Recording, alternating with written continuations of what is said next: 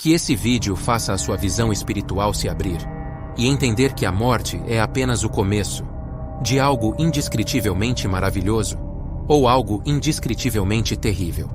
Nesse vídeo iremos refletir sobre a existência do inferno, o que a Bíblia fala a respeito desse lugar, onde ele se localiza. E no final, iremos ver por onde andou o Espírito de Jesus após sua morte na cruz, até sua ressurreição no terceiro dia. Nesse mundo, todos os dias acontecem muitas coisas erradas. Algumas dessas coisas acontecem mais frequentemente e outras acontecem com menos frequência. Um bom exemplo disso é o adultério e o homicídio. Se colocarmos em uma escala, podemos verificar que no mundo ocorre mais traições do que homicídios. E por que isso acontece?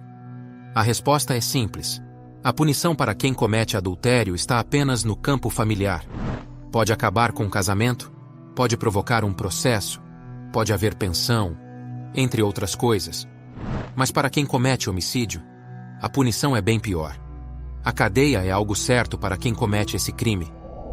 E por conta disso, são poucas as pessoas que têm coragem de cometer tal crime.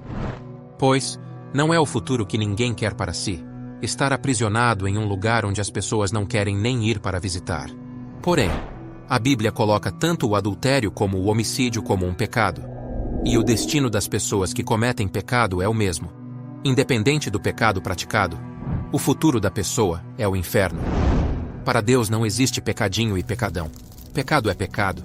E tudo que é injusto com o próximo é pecado diante de Deus.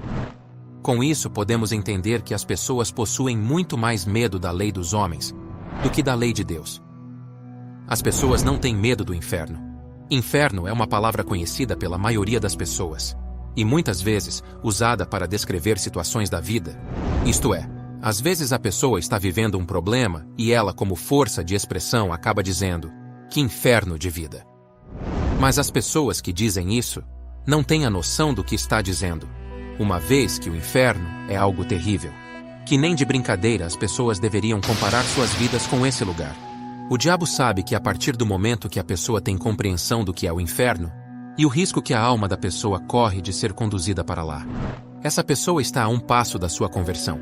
Pois, não há como uma pessoa se converter sem primeiro ela ter a certeza absoluta da existência do inferno. Por conta disso, o diabo trabalha para que as pessoas fiquem na ignorância. Ele acaba fazendo as pessoas acreditarem que todos somos filhos de Deus. E se a pessoa acredita que todos somos filhos de Deus, logo, elas não acreditam que podem ir para o inferno. Afinal, na visão delas, todos somos filhos de Deus. O diabo faz as pessoas acreditarem que a Bíblia é um instrumento de doutrinação baseada no medo. Faz as pessoas acharem que o inferno é aqui mesmo. Ou que o que fazemos aqui, pagamos aqui mesmo. Por conta disso, nós aprendemos desde de pequenos a associarmos a morte ao céu. Por exemplo, uma criança vai a um velório, olha a pessoa que se foi, e logo o pai ou a mãe diz: "Foi morar com o papai do céu." Ou você vê uma pessoa que morreu trocando tiro com a polícia. Você olha e tem alguém confortando os parentes dizendo: "Tá em bom lugar, tá melhor do que a gente." Então você nota que o inferno como destino da alma é desconsiderado. A impressão que dá é que apenas o diabo e os demônios estão lá, sozinhos no inferno, e que todos vão para o céu. Dá para imaginar que o céu está lotado, mas não é isso que vemos na palavra. Como podemos ver em Mateus 11, versículo 12. Desde os dias de João Batista até agora, o reino dos céus é tomado à força, e os que usam de força se apoderam dele. Também vemos uma descrição do acesso ao céu em Mateus 7, versículos 13 e 14. Entrai pela porta estreita, porque larga é a porta, e espaçoso o caminho que conduz à perdição, e muitos são os que entram por ela. E porque estreita é a porta, e apertado o caminho que leva à vida, e poucos há que a encontrem. Mas você vê que a ignorância cega as pessoas, de tal modo que tem gente que diz assim: "Eu só creio em Deus. Eu não acredito nesse negócio de inferno, de demônio." Há aqueles que nem em Deus acreditam, quanto mais no inferno, e vivem suas vidas como se fossem viver para sempre, desprezando o destino de suas almas. Vivem sem se importar com o que Deus aprova ou não aprova. Para essas pessoas, a vida é aqui e agora, e deve ser aproveitada. Quem acredita nessas coisas são fanáticos e tolos. Quem acredita nessas coisas são pessoas manipuláveis que os pastores usam do medo para arrancar dinheiro. Esse tipo de pessoa não acredita na Bíblia. Mas essas pessoas não se dão conta que esse tipo de pensamento já é o próprio diabo trabalhando na mente delas. O diabo não quer que as pessoas se atentem para o mundo espiritual. E para isso ele mantém as pessoas distraídas. E vemos que o mundo é feito de forma que distrai as pessoas. Onde a maior parte do tempo as pessoas passam vendo coisas e pessoas, o mundo é feito para roubar o tempo das pessoas. A ponto delas apenas falar o nome de Deus como um jargão popular. Ai meu Deus, que lindo! Ai meu Deus, não precisava! Ai meu Deus, que idiota! Deus não é nada para essas pessoas. Mas essa cegueira espiritual já é descrita na Bíblia, como podemos ver em 2 Coríntios capítulo 4, versículo 4, nos quais o Deus deste século cegou os entendimentos dos incrédulos, para que lhes não resplandeça a luz do Evangelho da glória de Cristo, que é a imagem de Deus. O diabo é o Deus desse mundo e tem cegado o entendimento das pessoas. O inferno existe. E o próprio Deus fala de sua localização. Como podemos ver em Deuteronômio capítulo 32, versículo 22. Porque um fogo se acendeu na minha ira, e arderá até ao mais profundo do inferno, e consumirá a terra com a sua colheita, e abrasará os fundamentos dos montes. Vemos que os fundamentos dos montes faz referência ao que sustenta os montes. Assim como um edifício tem suas bases de sustentação, que ficam no fundo do solo, os montes também possuem sua base de sustentação. E nesse versículo, podemos ver que a ira de Deus se acendeu a ponto de abrasar os fundamentos dos montes. Vemos que a própria natureza nos mostra a veracidade desse versículo. Estudos apontam que o núcleo da Terra pode chegar a 6.000 graus Celsius, ou seja, seria equivalente à superfície do Sol. Os vulcões nos mostram esse poder. O versículo fala que a ira arde no mais profundo do inferno e consome a terra e as colheitas. E vemos que basta um vulcão entrar em erupção e todo um caos é instaurado. E onde percorre aquela lava, vai sendo consumindo tudo em seu caminho. Aeroportos são fechados. E não existe tecnologia que possa resolver tal situação. O ser humano apenas tem que ficar assistindo os efeitos desse fogo, pois o calor é insuportável. Agora você imagina o que existe lá no centro da Terra? Sim, biblicamente falando, o centro da Terra comporta o próprio inferno.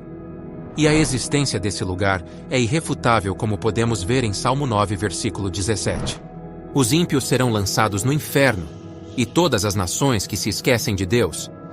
Vemos que a palavra é bem clara em relação ao destino dos que vivem na impiedade, que vivem no pecado, de forma consciente, por opção, que escolheram viver a sua própria vontade, sem fazer caso de Deus. Serão todos lançados no inferno. Vemos isso também em Provérbios capítulo 15, versículo 24. Para os sábios, o caminho da vida leva para cima, para que se desvie do inferno embaixo. Vemos aqui claramente que para os que são sábios, isto é, os que vivem uma vida com temor a Deus, tem como destino o caminho da vida que é para cima, e é desviado do inferno que é para baixo. A Bíblia trata as pessoas que seguem a palavra de Deus como pessoas sábias. A conversão pessoal é uma questão de inteligência. Viver uma vida disciplinada, de forma correta, é viver com sabedoria. E tem como o destino o caminho que leva para cima. Mas vemos que esse mundo as pessoas tratam os convertidos como idiotas e não como sábias. Por que será, hein? Veja, o versículo é claro em dizer que o inferno é embaixo. Jesus morreu numa sexta-feira e ressuscitou no domingo. Nesses 3 dias, Jesus não deixou de existir. Mas onde ele foi entre a sexta e o domingo da ressurreição? Meu amigo, minha amiga, Jesus foi para o inferno.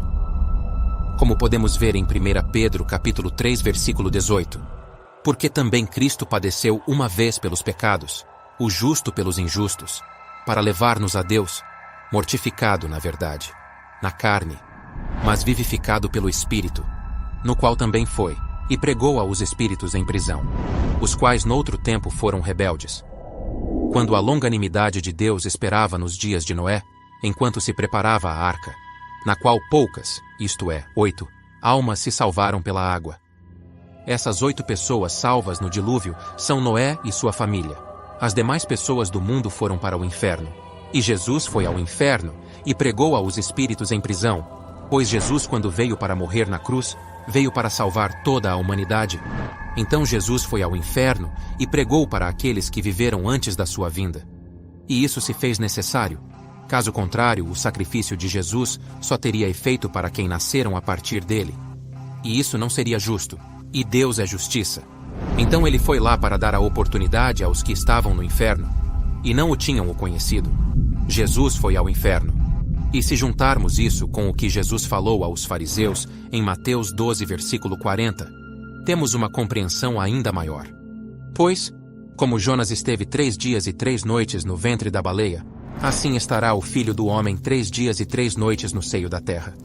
Vemos claramente que o inferno é no coração da terra. Jesus foi até lá e pregou àqueles que não tiveram a oportunidade de ouvir a sua palavra. Hoje, todos têm a oportunidade de ouvir a Deus e seguir a sua vontade. Mas preferem viver no engano e, infelizmente, quer a pessoa acredite ou não, viver nesse mundo fazendo as próprias vontades trará como destino o próprio inferno. Como falamos no início, as pessoas se guardam e temem as leis dos homens, mas vivem negligenciando as leis de Deus.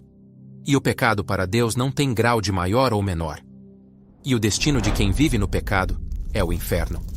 Na verdade, as pessoas não acreditam no inferno. Porém, o inferno existe e é real. E quem não tem Jesus como seu Salvador vai para lá, quer você acredite ou não. A palavra é clara. Porém, isso não é o fim. Porque em Apocalipse 20, versículos 14 e 15 diz assim: E a morte e o inferno foram lançados no lago de fogo. Esta é a segunda morte. E aquele que não foi achado escrito no livro da vida foi lançado no lago de fogo. Quem sente dor é a alma e não o corpo. Quando a alma sai, o corpo não sente dor. A alma é que sente. Se sua alma for para o inferno, sua alma irá sentir o fogo sem fim. Imagine ter como destino um lugar como esse. Se o calor aqui na Terra já em alguns momentos é insuportável, imagine lá. E de forma eterna. Não se engane, a morte é apenas o começo. E como é dito nesse versículo, os que estão queimando no inferno ainda sofrerão a segunda morte. Meu amigo, minha amiga, vigie, se volte para Jesus. Enquanto há vida há opção, há escolha. E não sabemos o dia da nossa morte, mas podemos decidir para onde vamos quando ela chegar.